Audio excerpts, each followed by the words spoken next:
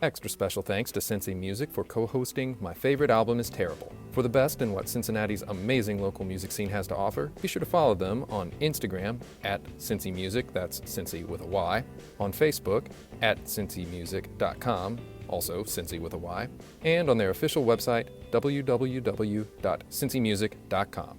Here's the show. Good evening. I'm Kent Mulcahy with the Cincinnati and Hamilton County Public Library. Welcome to My Favorite Album is Terrible, the music show where we discuss misunderstood, unloved, or overlooked albums. So every other week we're going to take a look at this, and we will have a guest or guests, usually from the Cincinnati music community. Everything that we talk about tonight is going to be available to you for free with your Cincinnati and Hamilton County Public Library card, be it music, books, movies, anything that comes up. I will put direct links to those in the comment section, so make sure you check that out so you can listen, read, watch along with whatever comes up tonight. Speaking of the comments section, if you like what you're watching, please give us a like and definitely give us a share. Help us get the word out if you feel so inclined. I'm loving seeing more and more folks joining us every week. We want to make this interactive, so definitely help us get the word out. If you have thoughts on tonight's album, or if you have recommendations for something maybe we should cover in the future, by all means jump in the chat section and we can talk about that. All right, I'm very excited to announce tonight's guest. Tonight's guest is Devin Burgess, aka Keisha. He is a local one-man music empire, for sure. He's a producer, rapper, engineer, DJ. He really does it all. And I was actually turned on to his music by a past guest of the show, Sierra Kruder, who does a great mini documentary series on local musicians called Mind the Method, was actually the first guest on this show, along with local musician Grand Ace, when we discussed Anderson .Paak's Ocknard. That was a great discussion. If you haven't checked that out, go back and watch that. But her most recent Mind the Method entry is on Devin Burgess. So I checked that out. Loved the music that I heard, so I reached out to him and asked him to be on the show, and thank goodness he agreed. So we're going to have him on to talk about what's going on in his world and also talk about his album of choice, which was Flying Lotus's 2014 album, You're Dead. Flying Lotus is a producer, rapper. A lot of what he does is instrumental, and he has quite a serious musical pedigree. He is related to the Coltrane family. Coltrane, of course, John Coltrane, the saxophonist, and as well as the jazz pianist Alice Coltrane. So yeah, most of this stuff is instrumental. When he does rap, a lot of times that's under his alter ego, Captain Murphy. And You're Dead, the album we will be talking about tonight, is available on CD through the Cincinnati and Hamilton County Public Library. So again, make sure you check the comments so you can place a hold on that to check that out. Now, I was a huge fan of Flying Lotus's 2010 album, Cosmogramma.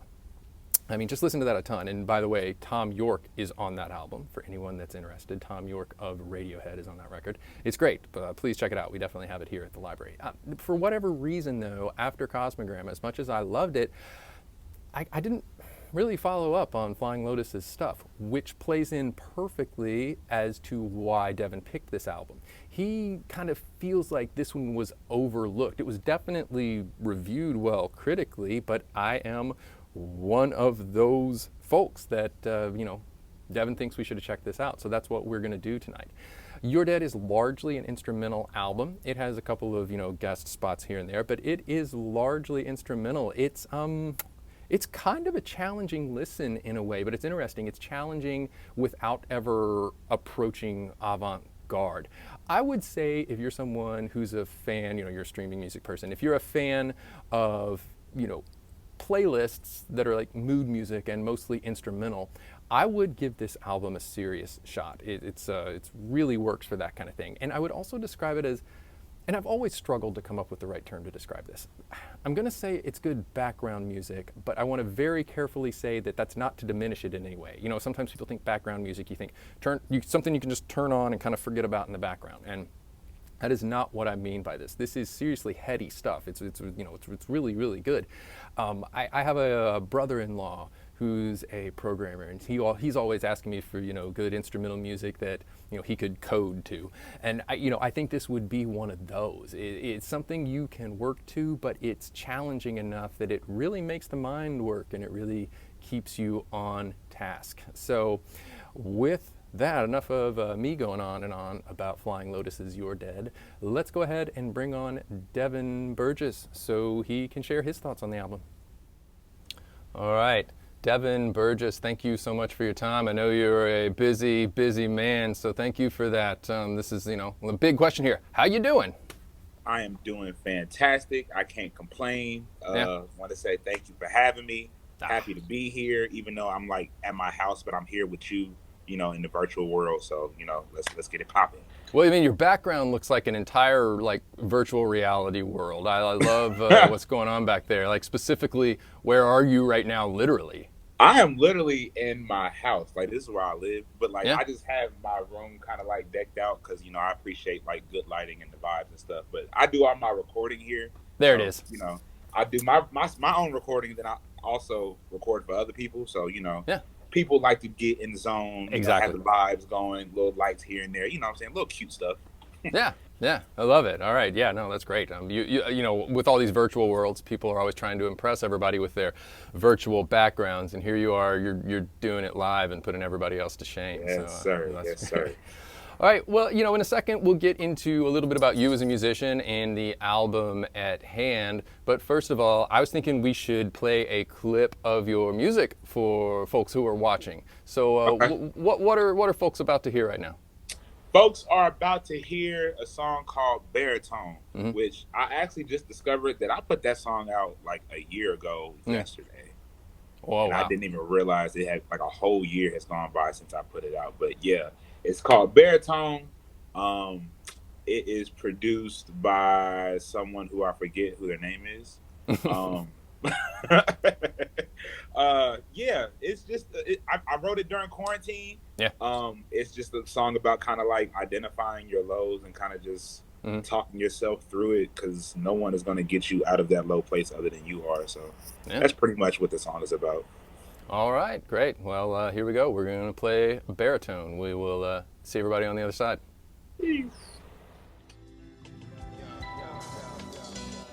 Look, it's bigger than myself. Look up in the mirror, spitting image of the health that I've neglected. Maintaining wealth made me selfish. Can't tame the hell that I was dealt. Still I prevailed out the well. Man, I'm sinking in my lows. Baritone with the vibe, reaching for my goals. I just can't get the time right. Feelings get exposed when I roll up a where to go. Cause clones trapped souls in their minds. I ain't Bryson, still I'm piping till her back break. Know when you approach me though, better have your facts straight. Information's currency. Really though, I'm stacking for a rainy day. Stash so I can make a way.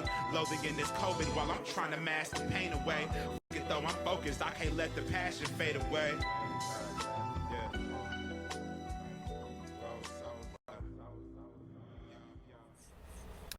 All right, so that was Baritone by Devin Burgess. Make sure you check out more of his stuff. You can check out his music anywhere you listen to music, because it's 2021. We know I got mine. I got mine on Bandcamp because that is my preferred platform of choice, given back to the artists. Shout out to you. Yeah. All right, well, let's just, before we get to the album, we are going to be talking about Flying Lotus, but let's just talk about you a little bit, back it up a little bit. What was the artist or the song, what was the thing that made you go, I want to make my own music? Not maybe the first song you were in love with, but what were you like, I want to do that? How I kind of came about music is almost as if I kind of stumbled upon it. I didn't necessarily know that I had a gift for music until I was in it. You know what I mean? And I got into making music for two reasons. One, I wanted to be a DJ at first. That was what I really got into. I like the whole DJ culture, scratching, all, vinyl, all that stuff. I love it, right? But I got into music. I couldn't do that because that stuff gets very expensive very fast with equipment and all that other stuff. So the next step under that would have been to get into production. So I got into producing. My dad bought me FL Studio 7 or something crazy back in the day. Yeah. And that's kind of how I got into it. It wasn't necessarily like a song or like a moment where I realized that I wanted to do it. I kind of just wanted to try some stuff. Mm-hmm. I had like a small interest, and then like that small interest basically turned into a lifestyle. Like Yeah. it wasn't like a determining factor where I was like, okay, I want to do music now. It kind of just happened, man. Like it really did just happen. Well then, okay. So do you remember the first piece of music you wrote where you kind of felt, hey, you know what? I am actually good at this, and I think I should pursue this. That aha moment, kind of. Okay, there was a time in middle school. Yeah. That seems so far ago. I'm so Hey, old. I'm older than you, so I don't want to hear it. It was a time in middle school. I was playing basketball at the time, Mm-hmm. and my grades were slipping, so I kind of got taken out of sports. Mm-hmm. Um, I was known like around my peers for like beatboxing and like Mm-hmm. being into beats and stuff, right? And then one of my homies was like, "Yo, you should just like write a rap." In the middle of school, I had never thought about doing that a day in my life, so I was like, "All right, I'm gonna see what's good." I go to class.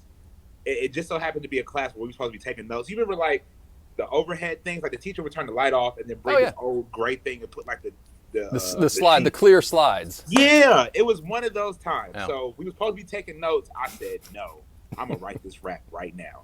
And I wrote a rap. I went back to lunch. I went to saw the same homie. I spit him my rap, and he was like, "Yo, that was actually pretty good. You should like just keep going." And like I literally have ever since. Yeah. So that one person, and his name is, I'll never forget his name. His name is Breon. Shout out to Breon.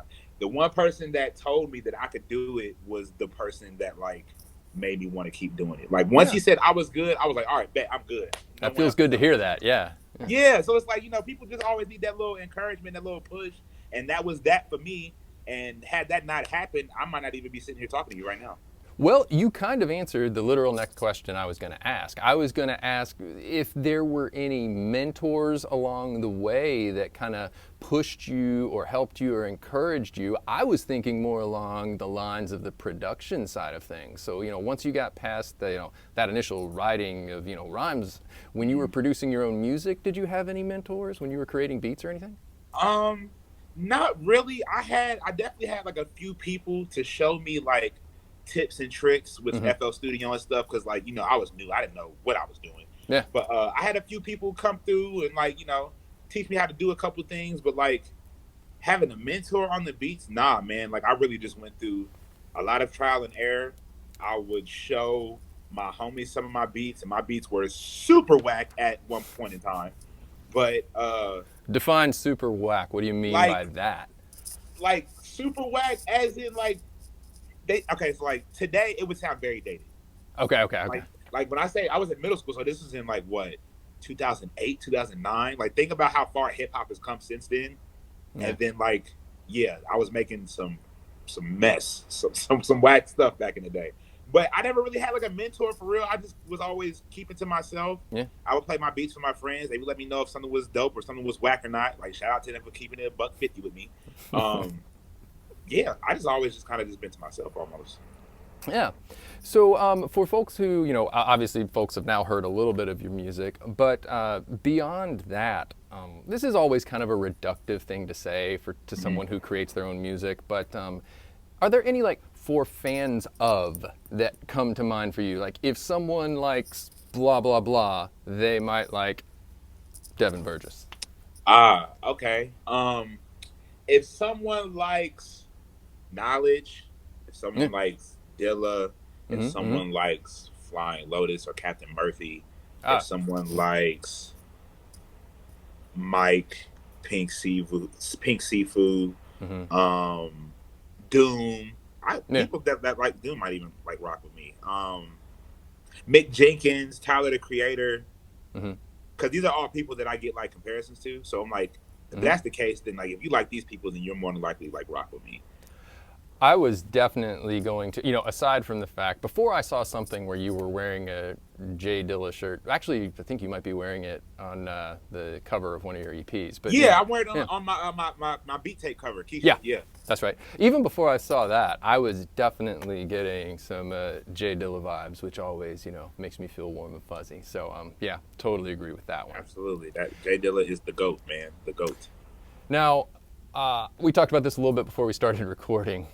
In the interview that you did or the documentary that you did with Sierra Kruder for the Mind the Method series, if people watch carefully, on the background of the mantle above you, there is a Super Nintendo looking machine, which I found out from talking to you is more of like a whole emulator type thing. But my question was going to be, what are your top 3 I was going to say Super Nintendo games, but I guess now that I know it was everything, what are 3 retro games that come to mind as what kids should go back and check out if they haven't?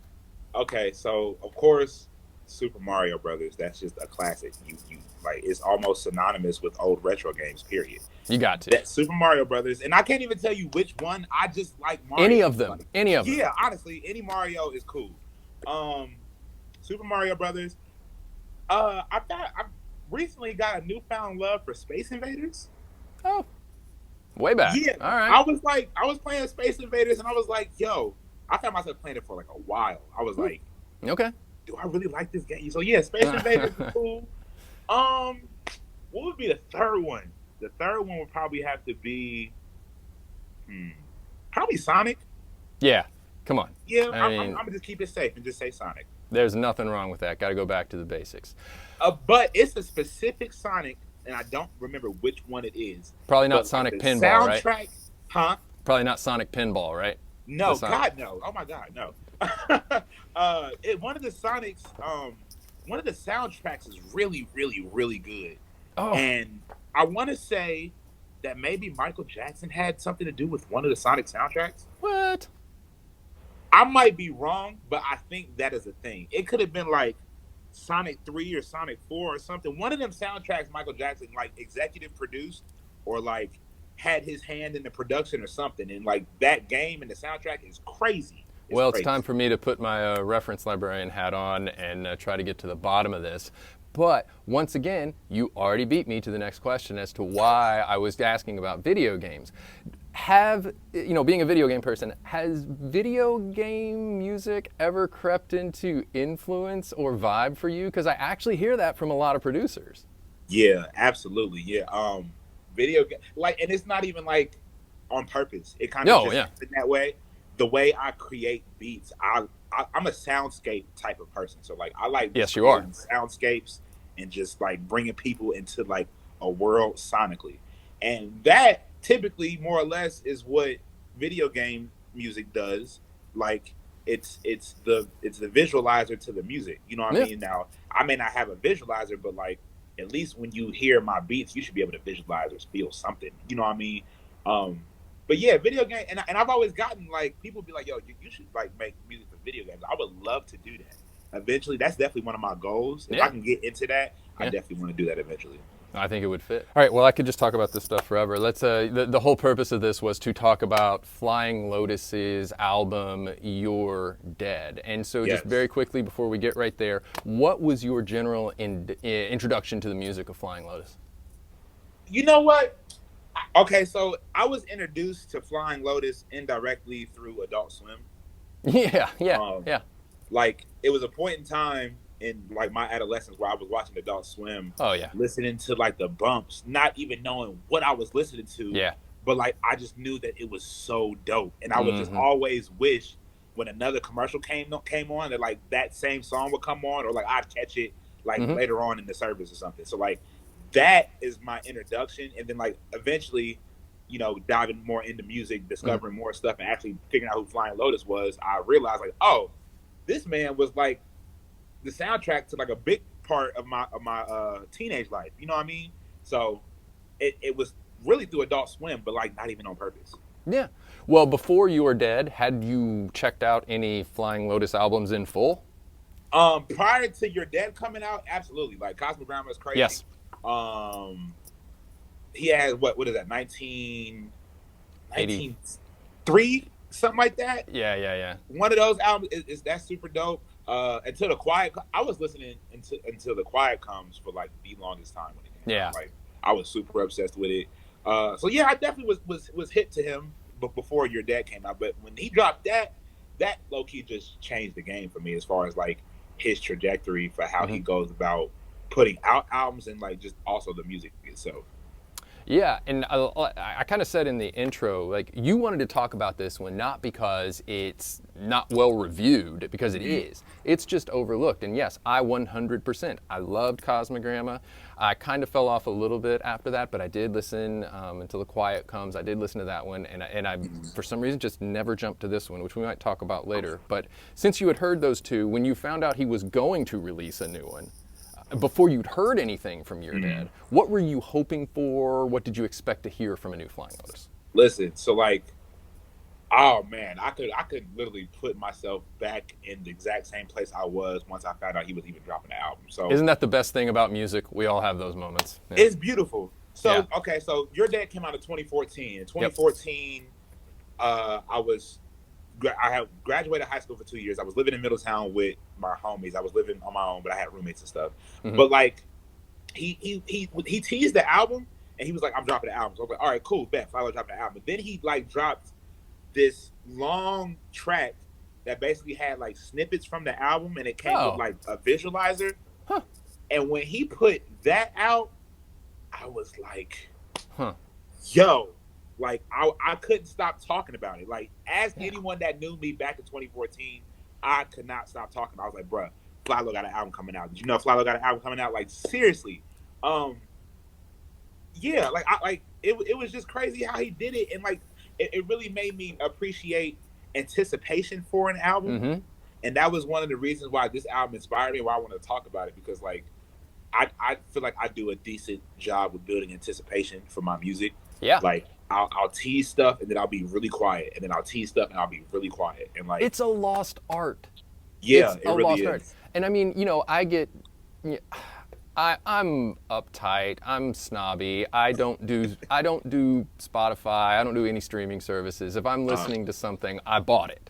And you'll never forget. I mean, when I was a kid, I would look in Best Buy ads, and it would be like, oh, Pearl Jam's going to put out a new album, and then you just have to wait for it. But now it's like, here's 2 songs, and now we're just streaming the whole thing a month before it officially comes out. And I'm like, what does that matter? No one buys physical anymore. So yeah, I love building the anticipation. Yeah, it's very important, and it's one of the like oldest tricks in the book as far as like, you know, getting people to actually know what it is. Like, if you tease a little bit of it and get people talking about it enough, then you won't need to tease anything else until it's time to do another teaser. You know what I mean? Yeah. And that's one of the things that I took from that. It's like, he just dropped that teaser and then didn't say nothing until like the album dropped. Almost, I think. Like, he did that, and then like nothing happened for like a whole month or some change. And then he finally dropped the album, and like, it blew my mind. I love it. So, you know, I'm going in with this, asking this questions, thinking like, well, how did the music influence you? But it sounds like his whole like method of operation was kind of eye-opening to you in those formative years of trying to get yourself out there. That's I love that. Yeah, it really made me like conscious of what a rollout is, like, and how it's essential and important to artists to have a rollout in order to drop your album. Now, I think that like, now this was in 2014 and now we're in 2021, so I think the art of the rollout is not as prominent as it once was. Like, for instance, I'm sure you know, a lot of people do like surprise drops. Like, it'll be all week, you hear nothing from an artist, and they'll be like, on Thursday, I'm dropping an album tomorrow. You know what I mean? And like, that's the new rollout. Like, you know what I mean? But not everyone is in a position to do that. No, that's exactly it. You've got to have a little notoriety. So it's kind of unfair to people, you know, up and coming, because you don't have that at your disposal. You can't do what the biggest people do. Absolutely. And you want to be able to maximize your reach as much as possible, and you can't do that if you don't have a rollout. I'm not meaning like you have to do like this extravagant, grand rollout, but like, you have to like let people know that you're putting something out. Yeah. Like, honestly. Yeah, it's a lost art. Let's go ahead and move on to a little bit of the wrap-up part of this, and so let's bring it back, to what I had mentioned before about Kanye West, Yeezus. And like I say, this is the first one you picked. Unfortunately, I don't know if the episode will have come out by now, but I recorded an interview with Kick Lee of the Cincinnati Music Accelerator, and Yeezus is the one he talked about. But, I want to give you just a couple of quick seconds to talk about what Yeezus meant to you, how it impacted you, just some of your thoughts on Yeezus for anyone who's like, oh, I don't like Kanye West, or I checked out of Kanye West after late registration, Right. Yeah. Okay, so I want to go on record as saying that Yeezus is my favorite Kanye West album to date, period. Oh, wow. Okay. Specifically because it's the only Kanye West album that I can listen to front to back and not skip any songs. Okay. Every other Kanye album I skip around. Like, he definitely has songs that I don't like, but on Yeezus, every song I like. It's like, to me, it's his most cohesive body of work. I would agree with that. It's not my favorite Kanye West, but on my favorite ones that I might like a little more, you're right. I definitely skip tracks. Yeah. I'm the type of person, like I tell people all the time, like look, I'm 27 years old and I'm a musician, so I like a lot of different stuff, and I've been listening to a lot of different stuff over the 27 years I've been alive. I've heard renditions of like everything at this point. So now I'm looking for like newer things to like gravitate me towards music, and character is one of those things that start to gravitate me towards music more than anything. Yeah. So what I mean is that like that album has a lot of character to it because it sounds like Kanye, but like it don't sound like Kanye if you compare that to his previous 3 or 4 albums, right? Oh yeah. So with that, it like, now I'm not saying that like Kanye was the first to do this style of music, because he definitely wasn't, because Death Grips definitely exist. Yeah. But like I like it for him. Yeah. You know what I mean? It was like him kind of breaking out of what people expected out of him or wanted him to do. And he was kind of like, yo, forget all y'all. Like, I'm about to just do this and just put it out, and y'all gonna rock with it or you not. And I respect that. You know what I'm saying? It's like, regardless if I like it or not, he put something out that he thought was good in his heart, and I think it is too, and didn't care what other people thought, and he just wanted to put it out because it's him and can't no one tell him nothing. That's why I love that album. That is exactly what I said when I was talking to Kick Lee about the album. I think by that point, he was kind of like, you guys aren't going to like me no matter what I do. So why don't I just, I give up. I'm just going to do what I want. And I have a feeling that his previous albums, there were probably moments, and there's nothing wrong with this, by the way, of someone that big going, you know what, I'm going to give you a couple of tracks of exactly what you want to hear. And that doesn't make it a bad song, but there's not a second of that on Yeezus. Yeah, no. I say the closest thing to that is Bound 2. Okay, I know what you're saying. I guess it's the softest of all the tracks. It's not as abrasive. And I know it was a single, but that still does not sound like a radio song to me. Yeah, for sure. I definitely give you that. But I mean, like, as far as like, so like, I remember like the backlash he got for that album. Yeah. But like, as far as like the songs on that album, that was one of the songs that like a lot of people came to and was like, okay, Ye trying to get back into his old soul loop bag, you know what I mean? And like, that was like a glimpse of like the old Ye. It was still Kanye West currently, because it was still very abrasive. It's confrontational. Like, the lyrics are crazy, but like that was like a glimpse of like what people have been like loving him for. It's like him over a soul loop. It didn't have no drums on it, but like, it was soulful, and he was talking his talk on there, and that's what people love Ye for. And wasn't it the last song on the album? And I think he did that on purpose. Yeah, I know. All right, I'll give you what I want, but you've got to be inside my head for 9 tracks before you get there. First, and then I'll give you what you want after that. Yeah, absolutely. Yeah, no, I agree with everything. It's a great album. Please go listen to that. Are there other Cincinnati musicians kind of in your circle, in your group, who are just maybe 2 or 3 musicians you think viewers should go check out? Oh man, you limited it to 2 or 3, so that means I'm probably gonna get cussed out after this episode airs. Would 5 work as long as we just That's cool. That's better than nothing. Yeah, that's better than nothing. Okay. Okay, rattle the names off, and maybe an album or a song or something like that, just to listen to, or for fan of. Okay. Yeah. Please, no one hit my DMs talking about, yo, why didn't you list me? Because listen, it's Look, not about you. I gave him the limitations, you know. Yeah, thank you. Listen. Thank you. If anyone's mad at Devin for not picking them, contact me. Come on the show, do an interview with me. We'll talk about an album, and you can, you know, get back at Devin that way. Yeah, there we go. Yeah, everything comes back full circle. Okay. Great. So, and this is in like no particular order. Like it's not like my ranking or anything.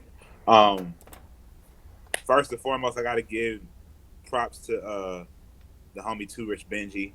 Okay. He's an artist from here. He is crazy. What did he just drop? He just dropped an album not too long ago called Basquiat. Okay. It's really good. It's got that actually has some of my favorite Benji songs that he's ever made on there. So go check out Basquiat. Grandace, that's my homie. I love Jody. Him and I did an album together called Arcades in Vegas. So it's so good. Check that out. It's so good. Thank you so much. So good. My homie Ronan Holloway, another artist from here. He taps into like the UK grime type pockets and music and style and stuff. So like it's very refreshing coming from the Midwest. You know what I'm saying? Yeah. I also produced a whole album for him called Excalibur 2. That's everywhere. Ronan Holloway. Yeah. That's 3. 4. I got to go with Swooty Mac. That's the homie. He used to go by D8. You may have heard albums from him such as Ugly, Jolie, Do for Love. Him and I put out a album called Sunday Morning last year. And then the last person. Make it a good one. I know that's so unfair. Everybody else in Cincinnati right now, you're on edge going, is it me? Is it me? Is it me? Who gonna be the last person? You can name yourself and take the easy way. Devin Burgess. Devin Burgess. I'm a rapper, producer, engineer, DJ from here. I got mad music, literally just a lot. My name. And I got an album coming out in September called That's Unfortunate. And that's what I was going to ask. So, you know, your last recommendation, Devin Burgess, does he happen to have any music in the works? And it sounds like he does. Yes, he has too much music in the works. It's ridiculous. I got that coming out. I'm producing a couple more records for people this year. Yeah. I already know what my next album is going to be. I'm going to finally put out I'm Retired. That's what the album is called. It's called I'm Retired. All right. And after that, I don't know what I'm going to do. It's pretty much up in the air.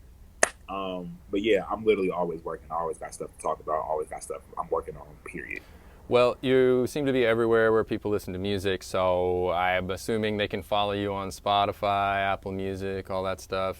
Follow him on Bandcamp. That's where, again, I follow him. If you would like to throw back a little money to this hardworking musician, you can do it on Bandcamp. Support local artists, because this streaming 100%. Stuff ain't cutting it. No, it's not. And also, you know, not being able to play shows for a while, that hurt everybody too, so now's the time to do it. Yes, sir. Yeah, it's beautiful. I played a couple shows. I got a few shows lined up. Yeah, you do. And I'm trying not to, like, for lack of better words, I'm trying not to myself out for like doing hella shows just because we were only gone for a year. Like that didn't really bother me as much as it did other artists because I perform all of the time. Like that's all I do. And so like to sit down for a year was beautiful because then I was actually able to work on mad music. And now I'm like, okay, like I'm ready to perform, but like I'm ready to go like touch other parts of this country and other parts of this planet. I don't necessarily want to perform a whole lot of Cincinnati, but like if it's a stage somewhere outside of the city, I'm there. All right, world. Well, be on the lookout. He's coming your way. Any last couple of sentences you want to say before I let you go? I just want to say thank you for having me. I appreciate anyone that ever wants to talk to me because I think very little of myself and think that no one wants to ever talk to me. So thank you. That's Unfortunate coming in September. What else is coming out? Well, it doesn't matter. If your album's coming out in September, nothing else matters. Well, that's not true because I also have albums that I produce for other people that are technically my albums that I care about. All right. Sunday Morning coming out in August. The Deluxe is coming out in August. And then I got mad other people coming out, but I don't know the names of none of their projects yet. But it's coming. Fourth quarter, I'm acting real crazy in the fourth quarter. All right, we'll be ready for that. Well, again, thank you so much for your time, and this was a lot of fun. I love this discussion, so maybe Absolutely. we can do it again soon. Maybe I can get you and Sierra and Jody, Grand Ace, all on at the same time, and we can we can yell over each other. Yeah, I would love to do that. I know where they stay, so like I can like pull up to wherever they at. We can all just have a big party, man. You're like, hey, I have the computer. We're doing an interview. Get ready. Okay. All right. Well, if that's it, you have a wonderful evening, and thank you so much. Yes, sir, man. Thank you for having me. Keep me posted on things, and if you ever want to talk again, holla at me. Let me know. I'm always here. I absolutely will. All right, brother, man. Thank you. Thanks. Peace. Well, thank you so much for giving us some of your time this evening, and thank you to Devin Burgess for giving us some of his time with everything he has going on musically. I'm kind of honored that he gave the library some of his time. All right, so again, make sure you check the comments section for links to everything that came up in tonight's discussion. And if you liked the program tonight, please give us a like and give us a share to help get the word out. Also in the comments section, I will be revealing the next guest on the show. The next show, of course, will take place 2 Thursdays from now at 8 p.m. right here on Facebook Live. So check the comments for that. And as always, thanks so much to Cincy Music for co-hosting these and helping us get these episodes out there and really just shining a spotlight on all the great music in the Cincinnati area. So thanks to Cincy Music for that. All right, have a great rest of your evening. Have a great weekend, and I will see you 2 Thursdays from now. Thanks.